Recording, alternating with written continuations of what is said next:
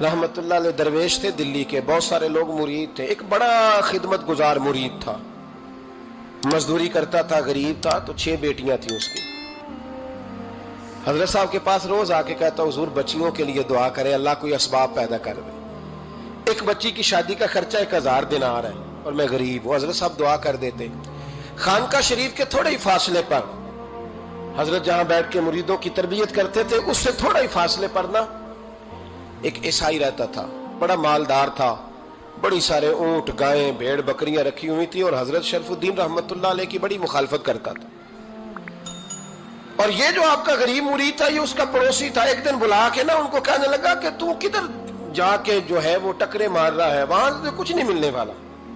वो तुझे क्या देंगे जिनकी खानका खुद चंदे पे चलती है, मदरसा चंदे पे चलता है, मस्जिद चंदे पे चलती है, तेरी बेटी का मामला कहां हल होगा? तो उस दरवेश ने कहा कि तू मेरे पीर को नहीं जानता, तू अजय मेरा महबूब नहीं डिठा, तो पता नहीं ना, तू इस रास्ते का मुसाफिर नहीं, तू नहीं जानता, उनका बस चले ना तो वो हर कीमत में मेरी बेटियों की शादी करा दे। अब वो ईसाई था, कहने लगा अच्छा चलो ठीक है, अगर इतनी बात है ना तो जाओ उनसे जाके कह दो कि 6 साल के लिए मेरे साथ मुआहदा कर लें, तो मेरे जानवरों को चारा डाल दिया करे, 6 साल ड्यूटी करे, मैं 6000 दिनार दे देता हूं।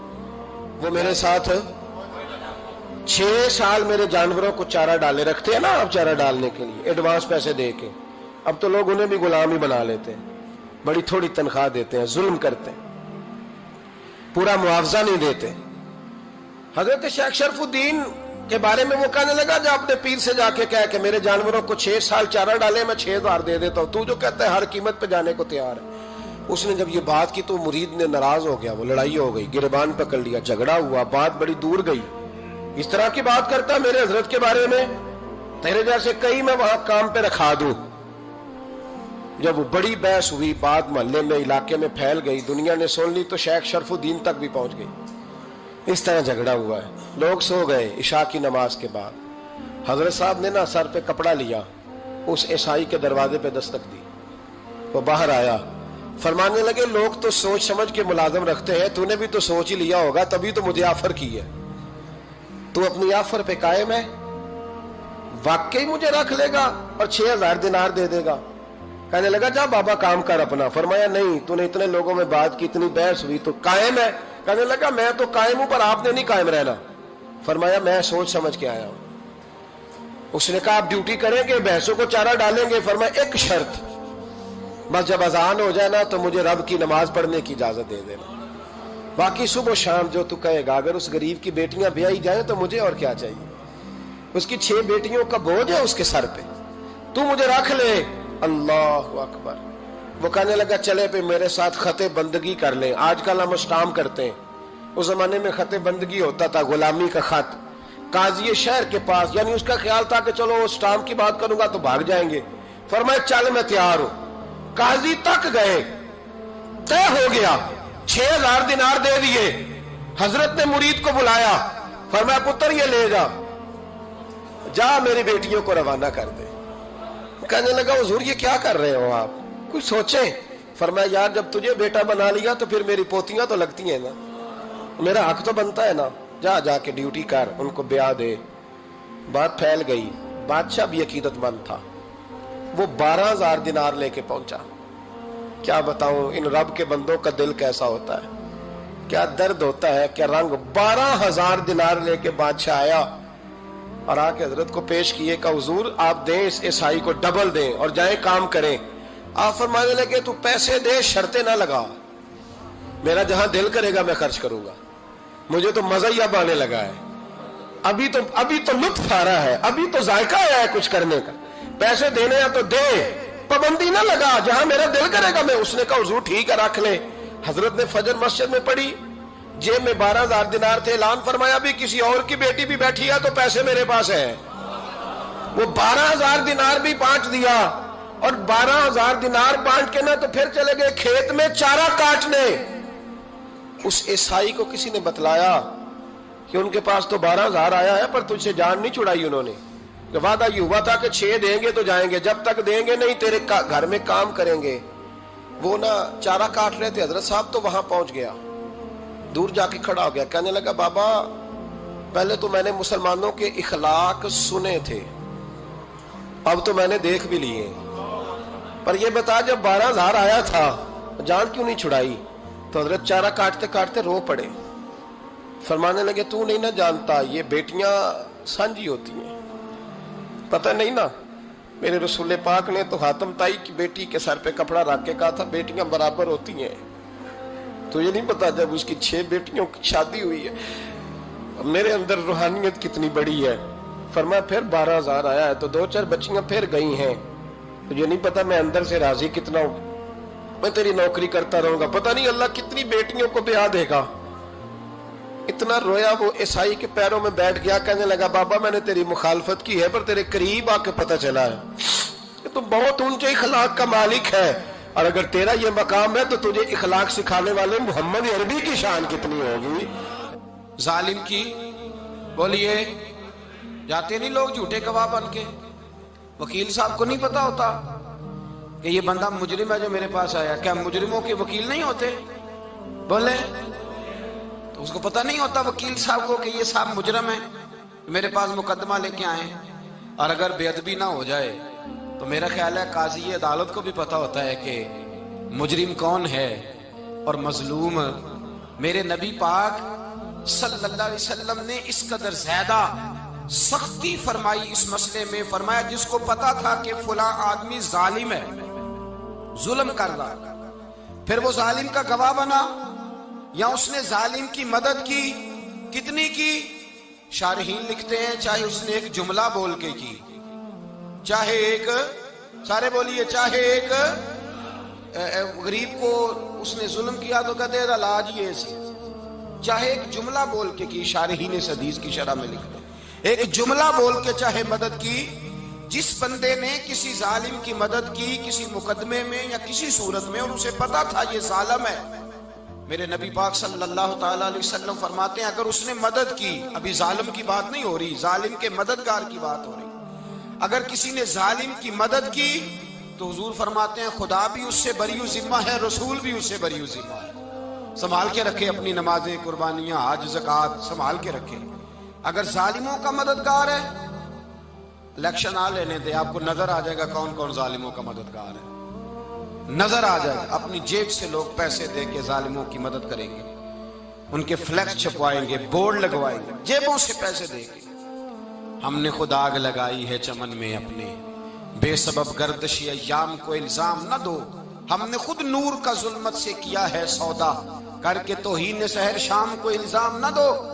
ظالموں کے مددگار میدان میں آ گئے، یہ چھوٹا لفظ نہیں، میرے حبیب پاک صلی اللہ علیہ وسلم نے فرمایا جو ظالم کا مددگار ہے سن لے جو سجن کے ساتھ کچہری جاتا ہے، وہ یاد رکھے جو دوست کا گواہ بنتا ہے، وہ یاد رکھے جو کہتا ہے میں مانگی گیا تھا، مجھے بلایا گیا تھا قبضہ چھڑانے کے لیے کسی غریب بیوہ کی جائیداد پہ، وہ سن لے تو مدد کر کے نہیں آیا، تو خدا کے ذمے سے نکل گیا ہے۔ رسول پاک نے فرمایا تیرا میرا تعلق ختم ہو گیا، تو ظالم کا مددگار ہو گیا، پھر تو کہتا میں بے چین ہوں، میں بے قرار ہوں، میں آزمائش کا شکار ہوں، پلٹ کے دیکھ تو صحیح تیرا گناہ کتنا بڑا ہے۔ میرے نبی پاک صلی اللہ علیہ وسلم کا ایک اور فرمان سن لیں، ابن ماجہ ابو داؤد میں موجود ہے، اس حدیث کو آپ نے یاد کر لینا ہے، کر لیں گے انشاءاللہ، سارے کہیے انشاءاللہ، کر لیں گے یاد۔ حضور صلی اللہ علیہ وسلم نے فرمایا اگر تو ظالم کی مدد کرے گا نا، یہ لفظ دل کی تختی پہ لکھ لینا، یہ مکافات عمل ہے، مکافات عمل دنیا، ادھر کرو گے تو ادھر بھرو گے۔ فرمایا اگر تو کسی ظالم کی مدد کرے گا، سن لے حضور کا فرمان ہے، اگر تو ابن ماجہ ابو داؤد سیاہ میں موجود ہے، فرمایا اگر تو کسی ظالم کی مدد کرے گا تو رب تعالیٰ مرنے سے پہلے تیرے اوپر بھی ظالم کو مسلط کر دے گا، تیرے اوپر بھی ایک دفعہ ظلم ضرور ہوگا اگر تو ظالم کی، وہ کسی صورت میں بھی ہو سکتا ہے، کسی صورت میں بھی تیرا بیٹا ہی اٹھ کے ظلم کر دے گا، تو الجھ جائے گا، کسی نہ کسی جگہ تیرے لیے تباہی کا سامان ہوگا، تیرے اوپر ظلم ہوگا، اس لیے کہ تو ظالموں کا مددگار ہے۔ چاہیے یہ تھا کہ تو مظلوم کی مدد کرتا، انسانی ایمانی یقین کا فریضہ سر انجام دیتا، تو ظالموں کا مددگار ہو گیا۔ ٹٹول کے دیکھ لیں، رزلٹ نکال کے دیکھ لیں، ہمارے زمانے میں ظالموں کے مددگار زیادہ ہیں، اتنی لمبی زبانیں نکال کے ظالموں کی مدد کرتے ہیں، بڑے بڑے کالم نویس اللہ نے انہیں قدرت دی لکھنے کی، تو اپنا قلم ظالموں کی مدد میں خرچ کرتے ہیں۔ وہ لوگ جن کو اللہ تبارک و تعالیٰ نے قدرت دی، ہمت دی، طاقت دی، کچھ لوگ ان کے حلقہ احباب میں، وہ اپنے لوگوں کو استعمال کر کے ظالموں کی مدد کرتے ہیں، ظالموں کی مدد کرتے ہیں۔ میرے نبی کریم سید عالم نور مجسم صلی اللہ علیہ وسلم نے فرمایا، اگر تو نے ظالم کی مدد کی تو جب تک تو توبہ نہیں کرے گا رب تجھ سے ناراض ہی رہے گا۔ اللہ تجھ سے، او بھائی جس سے رب بھی ناراض ہو گیا، نہ کھانا نہ پینا نہ سونا نہ جاگنا نہ نیند، پھر تیری ہر چیز تیرے لیے آزمائش ہو جائے گی، پھر تیرا سایہ بھی تیرے لیے خوف کا سامان بنے گا، پھر زندگی جیتی جاگتی لاش بن جائے گی، تو اپنے کندھوں پر اپنی میت اٹھائے پھرے گا جب تو ظالم کا مددگار ہوگا۔ اور نبی پاک صلی اللہ علیہ وسلم نے فرمایا ظالموں کا مددگار بھی ظالم ہوتا ہے، ظالموں کا مددگار بھی، سارے بولے ظالموں کا مددگار بھی نہیں، کو نہیں، آپ سارے نہیں بولے، ایک دفعہ بولے ظالموں کا مددگار بھی، پکی بات ہے، ظالموں کا مددگار بھی۔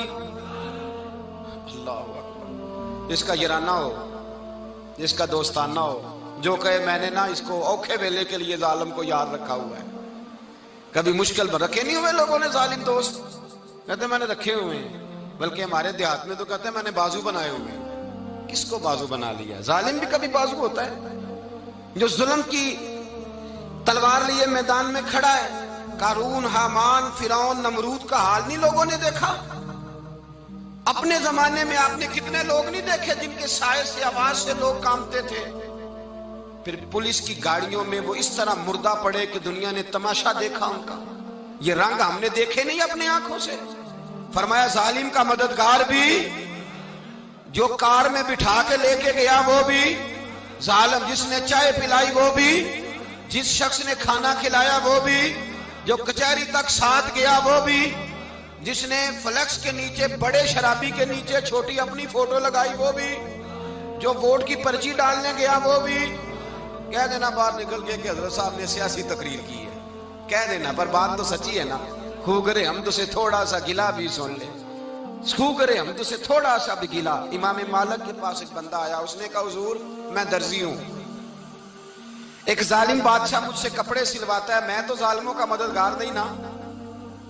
ایک ظالم بادشاہ مجھ سے، حضور میں تو مددگار نہیں نا ظالموں کا۔ جو فرمایا ظالموں کا مددگار بھی ظالم ہوتا ہے، تو کپڑے لے کے آتا ہے میں سی کے دے دیتا ہوں، ذمہ داری نہیں۔ یہ ایک آدمی دکاندار ہے، اس سے کوئی بندہ چیز خریدنے آئے گا تو تھوڑی کہے گا میں نے نہیں دینی، تو دے گا۔ کوئی بندہ اگر کسی شخص سے کوئی کام کہتا ہے جو اس کی فیلڈ ہے، اس کا شعبہ ہے، اس کا معاش کا وہ سلسلہ ہے، کہتے ہیں یا رسول اللہ صلی اللہ علیہ وسلم ظالموں کا مددگار بھی ظالم، حضور نے فرما دیا۔ تو امام مالک سے بندے نے مسئلہ پوچھا، دل کی تختی پہ لکھنے والی باتیں ہیں، کہا حضور میں درزی ہوں، ظالم کپڑے سلواتے ہیں، میں تو مددگار نہیں نا۔ امام صاحب کہنے لگے نہیں، مددگار تو وہ ہوگا جو تجھے سوئی دھاگا فراہم کرے گا، تو تو پورے کپڑے سی کے دیتا ہے، تو تو خود بہت بڑا ظالم ہے، تو پورے سوٹ سی کے دیتا ہے، تو تو بہت بڑا ظالم خود ہے۔ مددگار تو وہ ہوگا جو تجھے دھاگا دے گا، جو تجھے بٹن دے گا، جو تجھے نلکی دے گا، جو ظالم سے اتنی نفرت ظلم کر کے بندہ ہے۔ یہاں تو ہمارے زمانے میں ہیرو بن جاتے ہیں لوگ، ظالم ہیرو ہے، لوگ اس سے ڈرتے پھرتے ہیں، گھومتے پھرتے ہیں، اور بہت سارے کم مزاج لوگ اس کے پیچھے ہاتھ باندھ کے پھرتے ہیں۔ ظالموں کی مدد کرنا، ظالموں کے ساتھ رہنا، یہ ظلم ہے، ظلم، یہ زیادتی ہے۔ میرے نبی پاک صلی اللہ تعالی علیہ وآلہ وسلم نے ارشاد فرمایا، یاد رکھو رب فرماتا ہے میں مظلوم کی مدد ضرور کروں گا، چاہے جلدی کروں چاہے دیر سے کروں، میں مظلوم کی مدد۔ اور حضور صلی اللہ علیہ وسلم نے فرمایا ہے، حضرت معاذ بن جبل کہتے ہیں حضور نے مجھے یمن کا گورنر بنایا، جب میں جانے لگا نا تو حضور نے بڑی نصیحتیں کی، بخاری میں موجود ہے، فرماتے ہیں جب میں پلٹنے لگا تو میرے رسول نے فرمایا معاذ ایک منٹ ٹھہر جا، ایک بات میری یاد رکھنا، اس کو نہ بھولنا۔ کہا حضور کیا؟ فرمایا دیکھنا کسی پہ ظلم نہ کر بیٹھنا، کہیں تجھ سے زیادتی نہ ہو جائے۔ محبوبہ پھر حضور نے فرمایا سن میرے معاذ، میں تجھے گورنر بنا رہا ہوں، زیادتی نہ کر بیٹھنا۔ یا رسول اللہ صلی اللہ علیہ وسلم کیا ہوتا ہے؟ تو میرے کریم نے فرمایا جب مظلوم دعا کے لیے ہاتھ اٹھاتا ہے تو عرش کا مالک کہتا ہے فرشتوں پیچھے ہٹ جاؤ، عرش کا مالک کہتا ہے فرشتوں پیچھے ہٹ جاؤ۔